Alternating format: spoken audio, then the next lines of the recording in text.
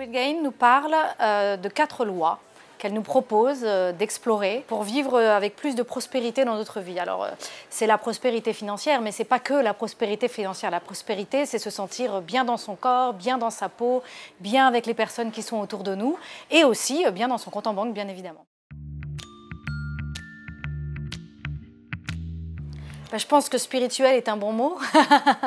Ce que j'aime beaucoup, c'est que c'est spirituel, mais ce n'est pas religieux. Donc c'est vraiment très ouvert, très dynamisant. Ça donne envie de se dépasser et d'activer toutes les richesses de la vie et toutes les richesses qu'on a en nous et toutes les richesses qu'on a autour de nous. C'est Edwin Gain qui a planté la graine pour moi d'arrêter de râler pendant 21 jours. Elle propose quelques lignes dans ce livre, parle de cette idée et à l'époque ça m'avait énormément parlé et donc pour moi ça a été le début de cette vie d'auteur. Après je me suis rendu compte en relisant le livre que je m'étais aussi beaucoup inspirée de sa démarche par rapport à définir les objectifs et j'avais beaucoup aimé cette idée de dire finalement et si on avait le droit d'oser demander ce qu'on veut vraiment. Et j'ai beaucoup aussi aimé la 4e loi, trouver sa voie divine, réfléchir à sa vocation.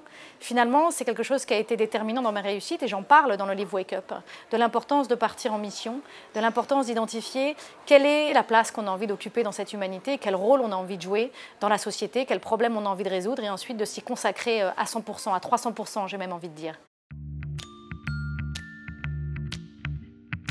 Je conseille ce livre aux personnes qui sont ouvertes à lire un livre spirituel. Parce que clairement, c'est un livre qui parle de spiritualité, qui parle de Dieu. Il y a le mot Dieu plusieurs fois dans ce livre, je vous préviens.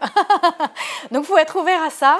Et en même temps, tout en sachant que ce n'est pas un livre religieux pour autant. Ça s'adresse aux personnes qui ont envie de connecter à plus de puissance, plus de prospérité dans leur vie, qui ont envie de réfléchir à réussir leur vie, mais avec une dimension de « je veux réussir ma vie », mais qu'elle ait du sens et qu'elle ait de la profondeur. Les personnes qui ont envie de voir grand et de connecter avec la magie de la vie.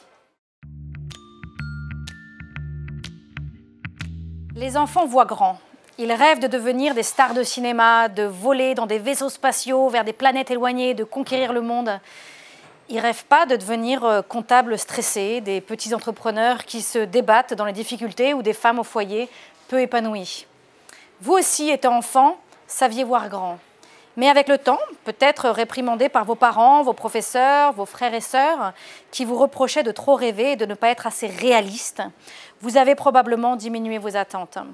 Aujourd'hui, emporté par le courant de la vie quotidienne d'un adulte, nourrir le chien, récupérer les vêtements chez le nettoyeur, payer les factures, vous avez peut-être totalement perdu de vue ce qu'étaient vos espoirs et vos rêves d'enfant. Il est désormais temps de vous réapproprier ce sentiment que le monde est un endroit riche et abondant et que vous pouvez faire et être absolument tout ce que vous voulez. Il est temps de réapprendre à voir grand.